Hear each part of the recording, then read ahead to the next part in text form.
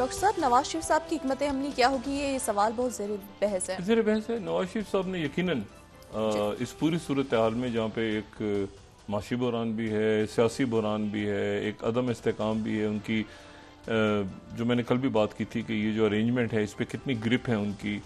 अदालतें जो हैं वो बहुत फ़ाल हमें नज़र आ रही हैं। आने वाले दिनों में ट्रिब्यूनल्स बन रहे हैं मुख्तलिफ जगहों पे, ये 45 और 47 के केसेस दोबारा खड़े होने जा रहे हैं।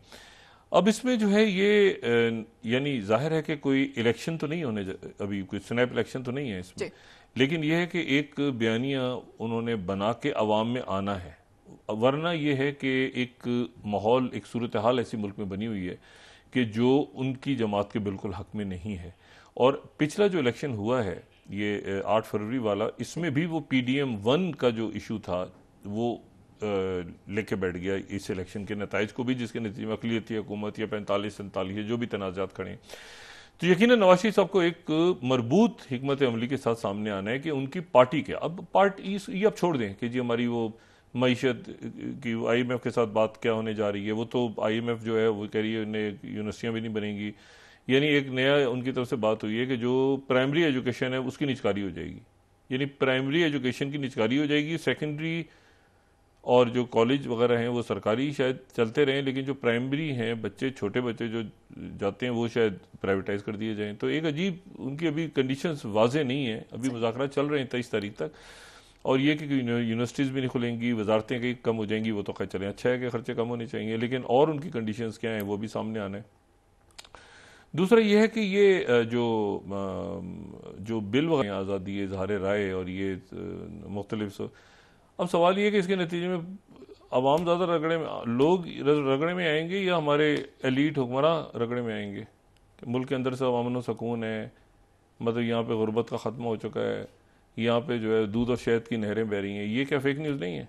मतलब सबसे ज़्यादा तो हुकूमतें पूरी दुनिया में, अगर ये कानून अप्लाई हों सोशल मीडिया पे, तो हुकूमतें सबसे पहले तो सारी की सारी, और मैं पाकिस्तान की बात नहीं कर रहा, सारी हुकूमतें और अकाबरीन सबसे पहले एलीट क्लास अंदर हो, ठीक है ना। तो अवाम तो ये ट्वीट कर रहे हैं बेचारे बैठ के, जो भी है गलत है, उसमें कानून होना चाहिए बिल्कुल सारा, लेकिन मसला ये है कि उसके नतीजे हुकूमतें कम झूठ बोलती हैं।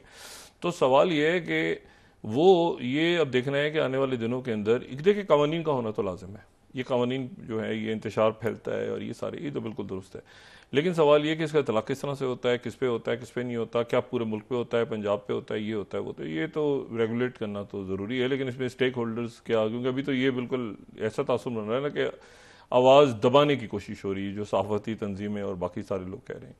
वो पहले आवाज़ें दबी हुई हैं, तो अब ये है कि वो मज़ीद और दब जाएंगी तो क्या हो जाएगा। अच्छा, लेकिन यह है कि ये मुस्तकिल हल नहीं है रियासत को चलाने के लिए। जो बाकी लवाजमात, जो बाकी आपकी ज़रूरियात हैं, वो जो सबसे बड़ी मईशत है, फिर सियासी इस्तेकाम है, फिर क्रेडिबिलिटी है एक सेटअप की, फिर उसकी अदालतें फ़ाल हो रही हैं, फिर तो इसमें अब बयानिया क्या आएगा सामने। वो बयानिया ये तो है नहीं कि 1993 में क्या हुआ था या 1999 में क्या हुआ था, ये 2024 है और इसकी रियलिटीज़ दूसरी हैं। तो अब बयानिया तो किसी का भी नहीं है इस वक्त, देखा जाए तो बयानिया किसी का इसलिए नहीं है कि देखें बिजली के बिल, महंगाई, ये हीट वेव देखें ना। हीट वेव तो ये है कि जब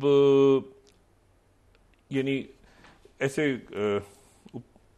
शुआएं आ रही हैं सूरज की, तो ये वापस भी जा रही हैं ना ज़मीन से, तो ये अगर अपर एटमॉस्फेयर में फंस जाती हैं, जब ऊपर नहीं जा पाती और वो फंसी रहती हैं दरमियान में, अपर एटमॉस्फेयर में और अर्थ के दरमियान वो ज़्यादा दिन फंसी रहें, तो वो हीट वेव होती है।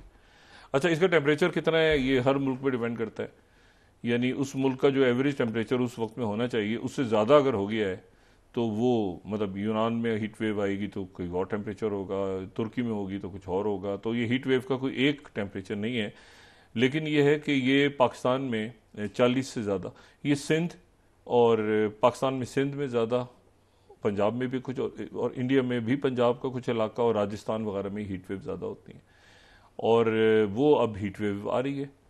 अब इस हीट वेव में ये है कि मैं एक दो बातें इसके बारे में सिर्फ कह के आगे निकल जाता हूँ कि इस हीट वेव में जो इम्पोर्टेंट बात है वो सबसे पहले तो ये है कि दोपहर के वक्त, यानी जो दोपहर का वक्त है, यानी 10 से 4 तक कहते हैं, कोई ये कि 12 से 4 तक कहते हैं, लेकिन दोपहर का वक्त इसमें ज़्यादा लोगों को हीट वेव, और पानी, प्यास ना भी लगे तो पानी, और आदत पड़ी होती है चाय की और कॉफ़ी से, उससे ज़रा दूरी इख्तियार की जाए, क्योंकि डिहाइड्रेशन होती है।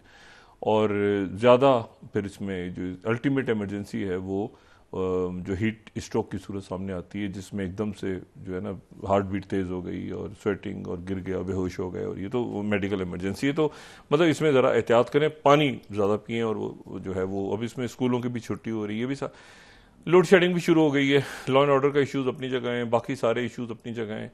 मईशत जो है वो सरमायाकारी, यानी उनकी ये जो कंडीशन है ये तो बड़ी अजीब है कि पाकिस्तान की बाहर सरमायाकारी होनी चाहिए। अच्छा, ये एक तरह से उन्होंने जो बात की है ना, ये बात हमारी सरमायाकारी थी बाहर। अब देखिए ना, रोजवेल्ट होटल था ना, रोजवेल्ट होटल पाकिस्तान का था ना, तो बाहर पाकिस्तान के एसेट्स थे एज ए रियासत। लेकिन अभी पिछले चंद सालों में, कोई 5 सालों में, 10 सालों में, और इससे ज्यादा थे, ये तो मैंने एक रोजवेल्ट होटल तो ज्यादा हमारे सामने आ जाता है ना, लेकिन एज ए पाकिस्तान जो पीआईए के होटल्स थे वो कई मुल्कों में थे। बाकी और जो बड़ी हमारी जो सरकारी अदारे हैं उनके भी बाहर एसेट्स थे। अब वो जो बात कह रहे हैं कि जी आपके बाहर भी एसेट्स होने चाहिए, बजाय इसके कि आप हर वक्त ये बात करते रहेंगे जी हमारे यहाँ कौन सरमायाकारी करेगा। भाई आप भी तो कहीं सरमायाकारी करें, जाके आप भी तो किसी जगह इन्वेस्टमेंट करें, ताकि तो दुनिया में होगी जो पाकिस्तान की। तो ये भी एक बात उनकी तरफ से बिल्कुल वजह है। लेकिन मसला ये कि हमारे यहाँ जो हमारी शराफिया है वो तो अपनी जाके इन्वेस्टमेंट करती है ना, पाकिस्तान की इन्वेस्टमेंट तो नहीं करती। ये जो बाहर पैसा पड़ा हुआ है पाकिस्तानियों का, वो उन पाकिस्तानियों का जिक्र बिल्कुल नहीं कर रहा जो कानूनी तौर पर लेके गए हैं, जो या जो बाहर जाके बहुत जिन्होंने मेहनत की और बड़ा नाम रोशन किया पाकिस्तान का, और वहाँ पे वो बड़े बड़े बड़ी जगहों पे या नई जगहों पे भी हैं, तो मेहनत तो करते हैं ना, कम से कम, चाहे मजदूरी क्यों ना हो, ड्राइवर हो, कोई भी हो। लेकिन मसले जो लूट के ले गए पैसा, तो ये तो उन्होंने अपनी ज़ात के ऊपर सरमायाकारी की हुई है ना लोगों ने। तो पाकिस्तान की सरमायाकारी, अब ये टैक्सेस, और वही जो कल भी बात हुई थी कि इस वक्त तो एक प्रोजेक्टेड बजट शायद बन गया होगा IMF की मर्जी के मुताबिक, लेकिन ये है कि उस प्रोजेक्टेड बजट यानी एक गैर यकीनी सा बजट, क्योंकि चाइना तो हमने बाद में जाना है, किताबें तो अभी छप गई होंगी, फर्स्ट वीक में अमूमन आ जाता है, पहले अशरे में बजट आ जाता है, तो किताबें तो छप गई। लेकिन शहबाज शरीफ जा रहे चाइना का दौरा, ताकि वो रीशेड्यूलिंग हो, तो वो एक बजट तो बन जाएगा। लेकिन ये है कि उस पर अमल दरामद कैसे होगा, क्या उतने टारगेट अचीव हो जाएंगे, नहीं होंगे, क्या होगा, बीच में बिजली की कीमतें बढ़ेंगी, IPPs का क्या मसला है, क्या रौला है। तो ये सारे इश्यूज जो हैं इसके ऊपर क्या सारा का सारा पब्लिक के ऊपर, और इस दौरान फिर बयानिया कैसे क्या बनेगा। बयानिया तो बिजली है, बयानिया तो गैस है, बयानिया तो सिक्योरिटी के मामलात हैं, और ये जो 3 बातों से आगे, और इनके नतीजे में सोशल अनरेस्ट। तो ये 3-4 बातें हैं जो इश्यूज हैं पाकिस्तान के। तो देखें आने वाले दिनों में कौन क्या बयानियां बनाते हैं, और सियासत और ये तलखियां जो हैं ये किस तरह कम हो सकती हैं, ये देखना है आने वाले दिनों में। जी बहुत शुक्रिया डॉक्टर साहब। नाज़रीन, इसके साथ ही आज का प्रोग्राम अपने इख्तिताम को पहुंचा। मुझे सुमेरा सलीम को इजाजत दीजिए। अल्लाह निगहबान। जी डॉक्टर साहब, अपने दोस्तों रिश्तेदारों के लोगों का सब ख्याल रखिएगा। अल्लाह हाफिज़।